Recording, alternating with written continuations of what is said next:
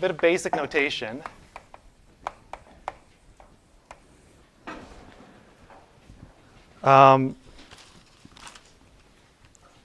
Okay, so I'm going to let square brackets n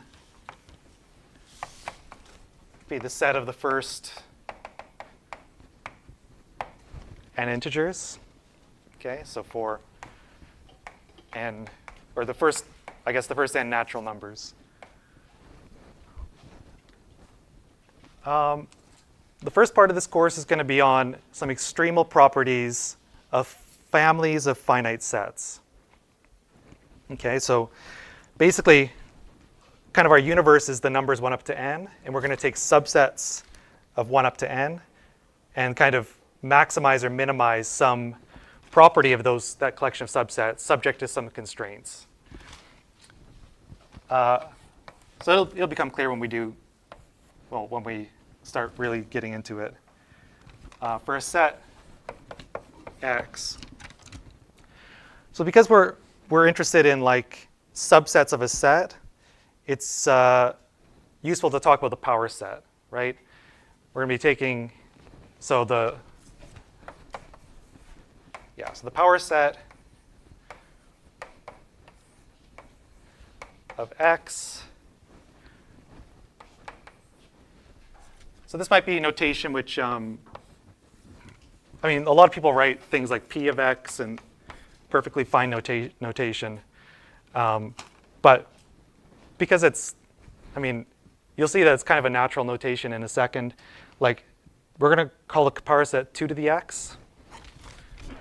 And that's the set of all A, such that A is a subset of X. So we're not really going to use this P of X notation. UVic student, like if you did your undergrad here, you probably saw this in like Math 122, right? Power sets. And we define X choose K. So like X is still a set, not a number, right? X choose K is the set of all A, which is a subset of X, such that the size of A is K. Okay. So maybe something to think about. How big is 2 to the square brackets and this set? Yeah. So that's one reason why it's kind of a nice notation, right? And I guess probably one can follow the pattern to say, you know, if I take square brackets n choose k, I take the cardinality of that, how many subsets of a set of size n have size exactly k? It's n choose k. Right. Any questions about this? That's good. Okay.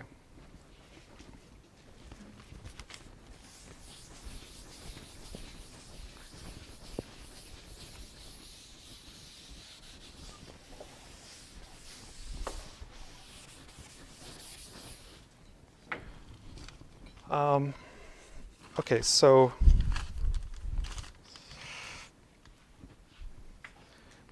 yeah, here's a sort of general focus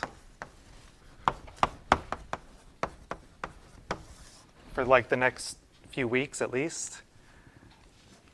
So the question is, what is the maximum or minimum cardinality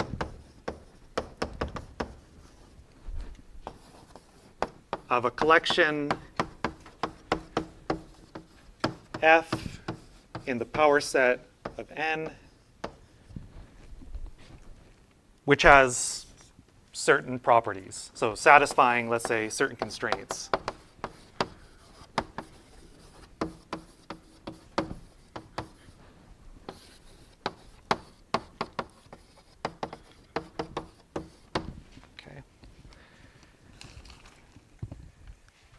And we're basically going to look at various different problems like this. So the answer to this question is going to depend on what constraints we want to impose on the collection.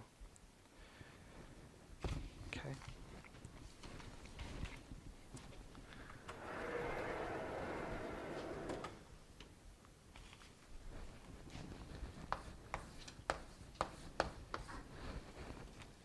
By the way, feel free to ask questions at any point. Interrupt me. Okay, so here's the first kind of constraint that we're going to be interested in. We're going to be interested in something called intersecting families of sets. By the way, we're often, like subsets of the power set, we're often going to call these like families or set systems.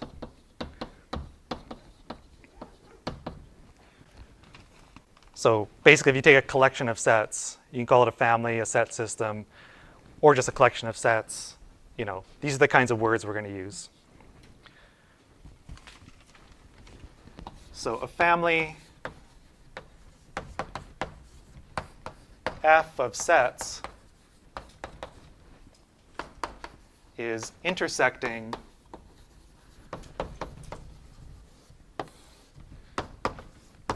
if, well, whenever you take two sets in the family, they intersect.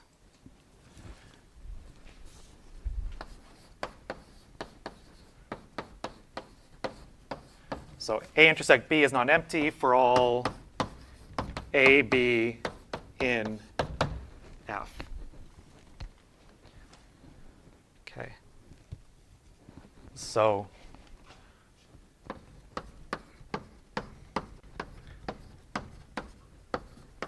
you know, if you think of, yeah, the ground set, like the numbers 1 up to n as a bunch of points, what's forbidden is you're not allowed to do this, you know.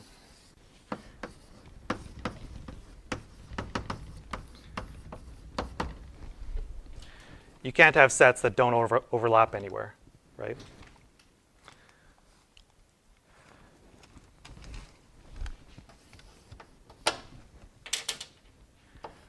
Okay. So the question we're going to, you know, we're interested in maximizing or minimizing families with a certain property. This is a property, intersecting, right? Okay, minimizing it is pretty easy. Just don't take anything or something. But maximizing it is more interesting. So what is the, and it's going to become, well, we'll see that it's kind of interesting to think of families of sets for this problem which all have the same size. So what is the maximum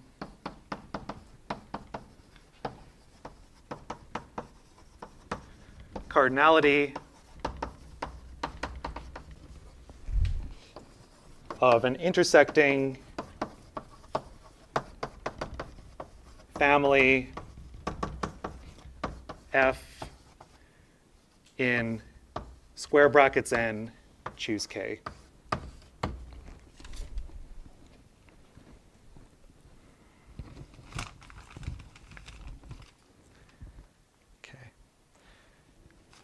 So I want to take sets of size k, take as many as you can with the property that you're not allowed to have like, okay, so this would be, if I add one, actually I can just do this. If I add one more point to this, this would be like n equals 13, k equals 5, but this is like not allowed, right? So I want to take, yeah, take sets, they all have to intersect. I don't know if there's any way to like guess the answer to this. Probably not. N divided by k would be good if you wanted them to not intersect. Is that what you're thinking? That, yeah. It would be like k choose 2 plus k choose 3 all the way up to k. So where do you get the, like for example, where's the k choose 2 come from? Like choosing. Oh, yeah. Not quite, because we're gonna, so this is like for like a fixed k. So we're not allowed to take like sets of size 2, 3, 4, etc. We're actually gonna just take sets of size k only. But this example shows that you can't take all the sets because of size k, because here, if I took all the sets of size 5, these ones would be disjoint, and so it's not intersecting. Yeah? I guess the way to lower bound that maximum would be take all sets that contain like the element 1, and then the number of those would be like n minus 1 choose k minus 1. Yeah, that is definitely a good way to lower bound it. So did we get that? Just fix a point, right? A sort of base like point, and just take all the things that contain that point. If they all contain that point, they're definitely going to intersect on that point, right?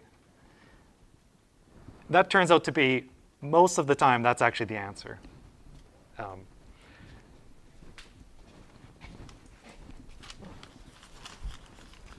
So that actually, yeah, kind of steals what I was going to say next. No, but that's exactly what you should be doing, yeah. Is this example clear? If I fix a point and I say everything that contains that point, then they're going to intersect because they all contain that point, right? In some cases, this isn't the answer, not quite, but in some cases it is. But this is the more interesting case. So, like, yeah. Let me now tell you the trivial situation. So what if, suppose k is bigger than n over 2? Well, in this case, you don't really need to do anything because any two set by pigeonhole, everything intersects everything else. So this is the one case not covered by that, but basically everything else is, right? So in this case,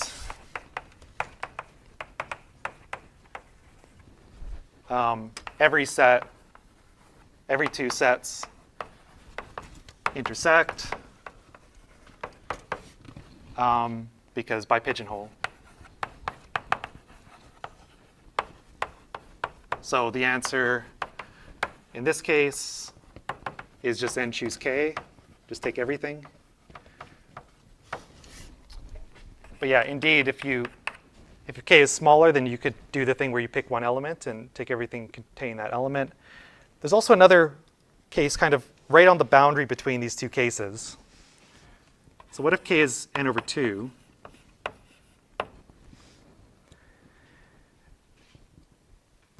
So yeah, k is n over 2. How can I take two sets that don't intersect? So you can, but barely, right? They're just complements of each other, right? So like the only way, for example, k is 3, n is 6. If I take that set, there's only one thing that doesn't intersect it. It's the complement, right? So in this case, you can just make sure you don't take complements. So if I think of, so for each set, let's say A in n choose k, take exactly one of A or n minus A. As long as you make sure to, yeah, don't take a set and its complement, but otherwise you're fine, right? You'll get 1/2 of the sets.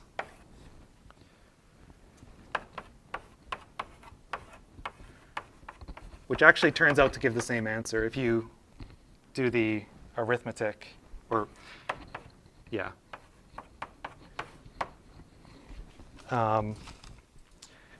Basically, if you plug in the formula for binomials and then you do some canceling, you'll actually see that it just, again, equals this. Yeah.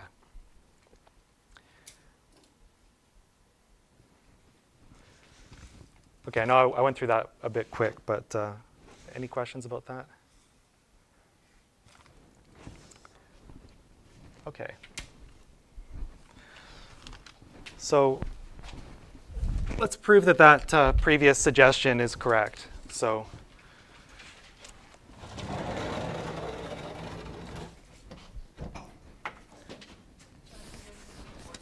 oh, yeah, sure.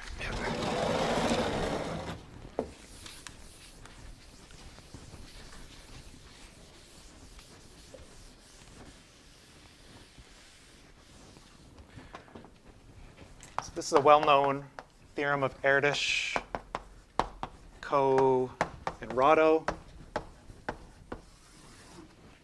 which says for if k is at most n over 2, then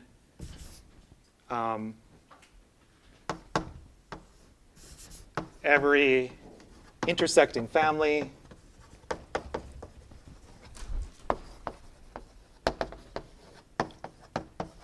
f in n choose k has, well, cardinality at most n minus 1 choose k minus 1.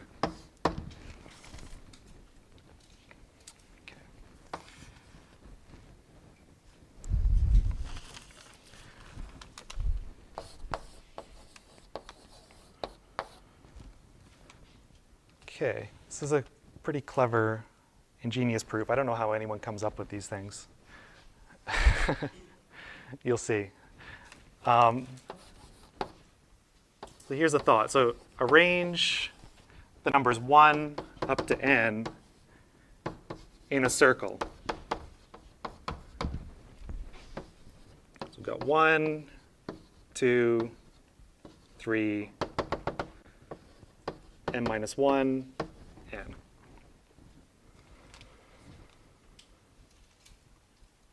Okay. I want to think about intervals on this circle. So an interval is just going to be any set of consecutive points on the circle. So I include, for example, this would be an interval, even though it wraps around. So an interval is a set of consecutive points on the circle. Does that make sense? It's kind of like we're thinking of the numbers modulo n, right? It's kind of the same thing. Okay.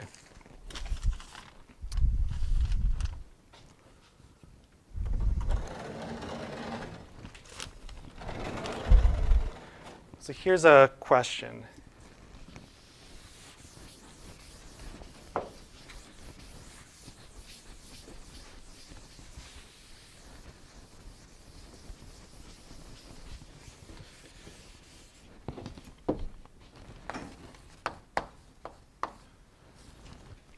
So this is kind of just a basic counting question. So fix a set. So take any set of size k, doesn't matter what it is. And my question is, how many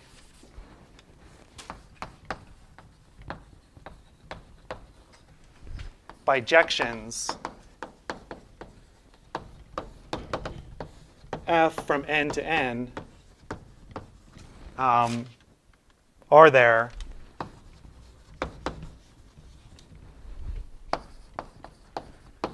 such that f of a is an interval?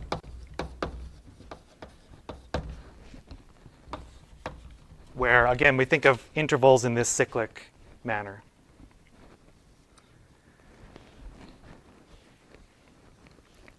So this is something for you guys to answer, if you can come up with it.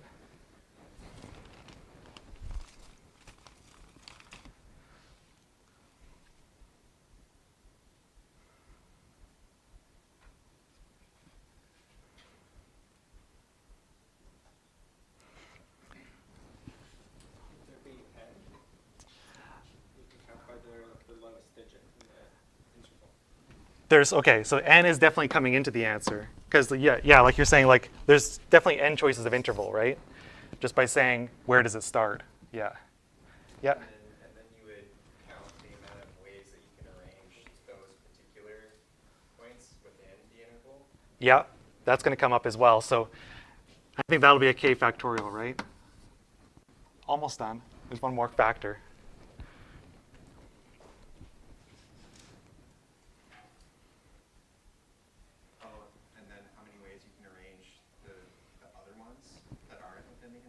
exactly. n minus k. Yeah.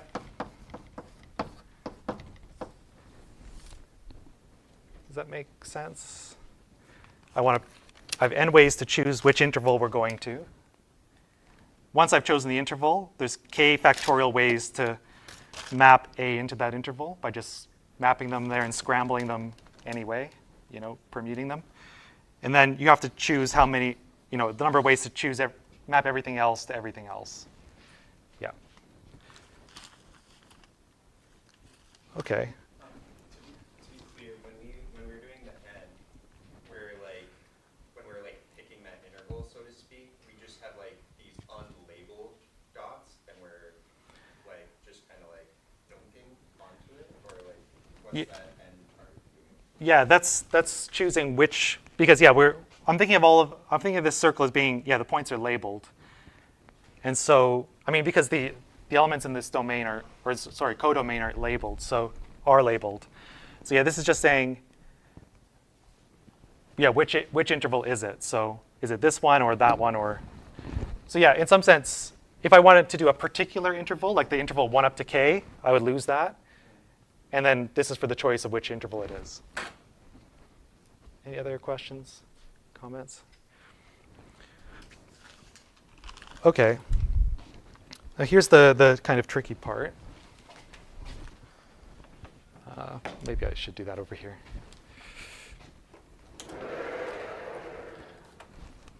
I don't know whether that board's easier for you guys to see or this one. Maybe both are bad, but we can reconfigure this room better next time.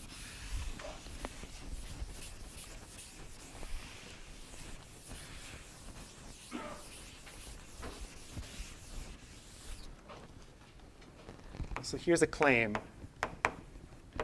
So fix a bijection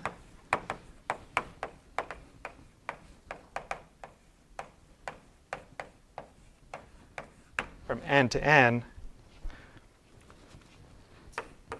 And I want to say that the number of sets in F, or let's say A in F, such that f of A is an interval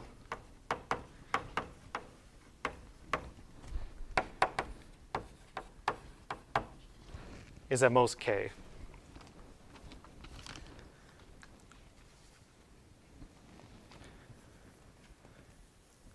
Okay. So far we haven't used anything about being an intersecting family or anything. This is where all of the properties are going to get used, basically. We also haven't used k as at most n over 2. All of that's going to happen in this claim.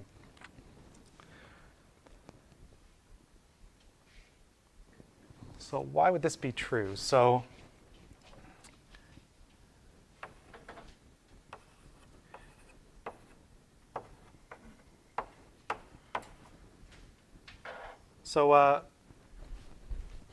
well, okay, so suppose, if there are 0 of them, then that 0 is at most k. So I can assume there's at least one set that maps to an interval.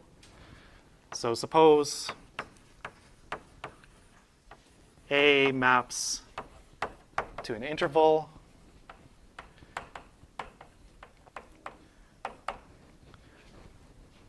So maybe this is my set f of A.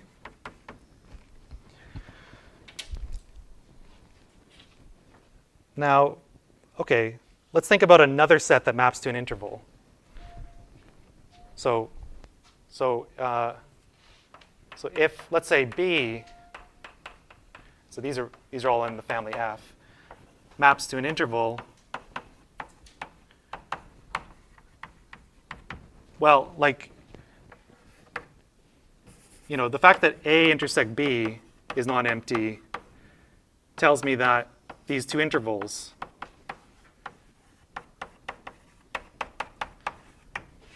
have non-empty intersection, because we're just doing a bijection, right? We're just kind of renaming the points.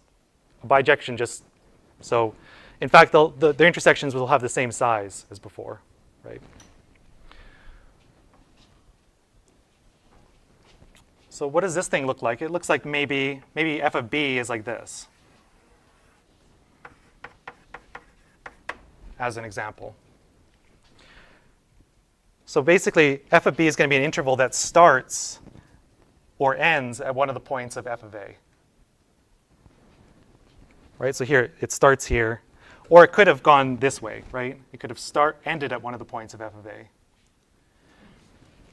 Now here's a question. Suppose that one of these things starts at this point. Like, could there be an element of f for which the interval that it maps to looks like this? So these intervals must all intersect f of a. And I'm asking, suppose one of them starts here. Could one of them end at the previous one? No, because it wouldn't intersect. Yeah, exactly. And actually, here's where this condition that k is at most n over 2 is important. So it's not going to be the case that they come around and wrap around and intersect over here either, because k is at most n over 2. So the closest they could get to intersecting on this side would be to almost touch. Like, it could look like this, because k is at most n over 2. So if we think of each of these intervals like f of b as cutting f of a somewhere, like if we think of this interval starts at this point, so it kind of cuts f of a at that point. There can't be a point, a kind of cutting point that gets cut twice, because it would cut this way and that way. So there's kind of k minus 1 places to cut f of a. Each of them, it gets cut once, at most once. So in total, in addition to a, there are at most k minus 1 other things that get mapped to intervals. So kind of f of a is kind of cut by at most k minus 1, well, by, let's say, intervals. It's really hard to explain this in very formally. So by intervals f of b for at most k minus 1 sets in F. Say k minus sets b in F. So yeah, if you cut it at that point, there could be this set, there can't be that one, because they can't intersect on the other side. And obviously, you can't cut it twice the same way, because that's actually the same set. Like, the two sets don't appear twice in this collection, right? OK, I don't know if that's clear enough for a proof or not, but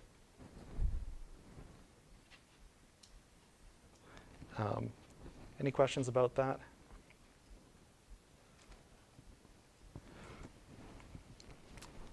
So OK, this kind of, maybe in a badly explained way, completes the proof of that claim. So now I want to put these two things together. This thing we did on the other board, this n times k factorial times n minus k factorial thing, and this, I want to put those together to finish the proof.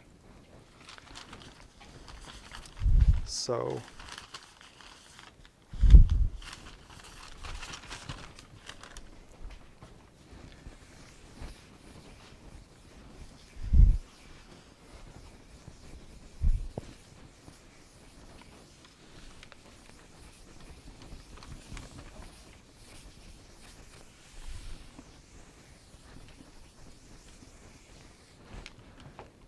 the last step is to do a bit of double counting.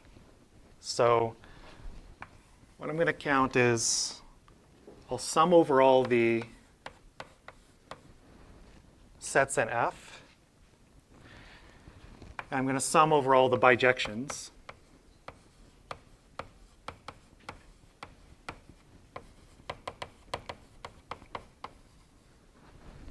OK. And for each set in F and each bijection, I'm going to count 1 if f of a is an interval. So this is like an indicator function of the event that FA is an interval.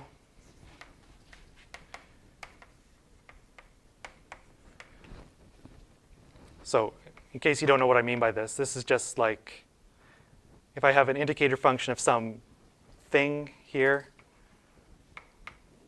it's like 1 if S kind of occurs, 0 otherwise. Right, so I'm just, yeah, as you go through the sets and the bijections, you count 1 if that's true, and you count 0 otherwise. Is that, have you seen indicator functions and things like that? Okay. Well, I actually know what this equals by the first kind of question here. Because I know that for every single set, there's exactly n times k factorial times n minus k factorial bijections for which we should count 1 in the sum. But there's that exactly that many. So this is the size of f times n times k factorial n minus k factorial.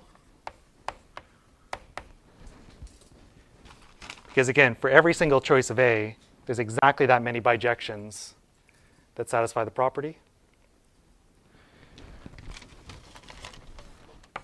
Let's switch the order of summation.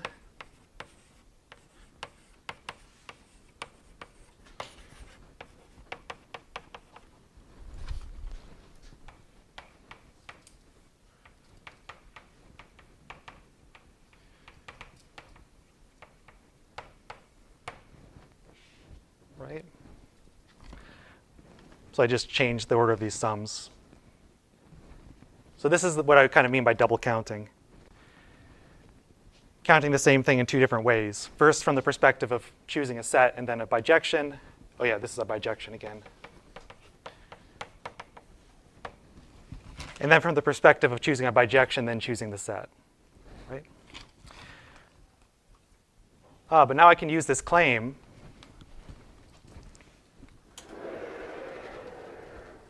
because I know that for every single bijection, there's only k sets in F that for which f of A is an interval.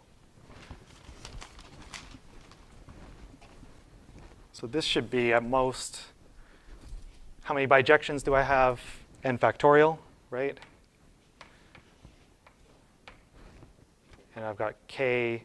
Each of them, the number of ones in the sum is k, at most k. And I just like fiddle around.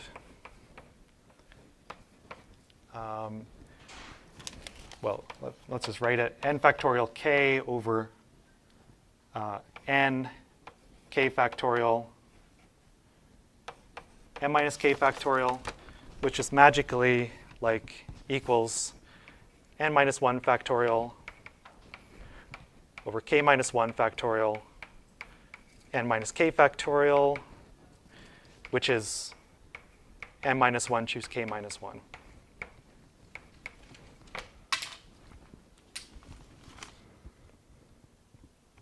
Okay. So indeed, the right thing to do is to pick one point and take all the sets that contain that point. Okay. By the way, here, in order to get this, I'm using that this is the same as n minus 1 minus k minus 1, right? N minus k is the same. The ones cancel. Is that any questions about that? Or actually, I've been told I should ask, what are your questions? It's more inviting to. Oh, really? What are your questions? Anything? Is that good?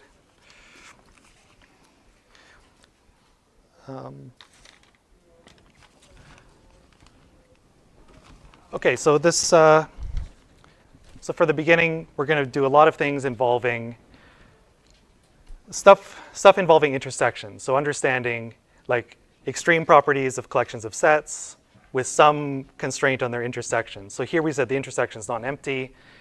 Next time we'll look at something called the sunflower lemma, which is about trying to find sets where all the intersections are the same. like the same set. And yeah, there's various other things that are going to come up. Yeah, so I think that's all for today. I guess I'll see you guys Friday.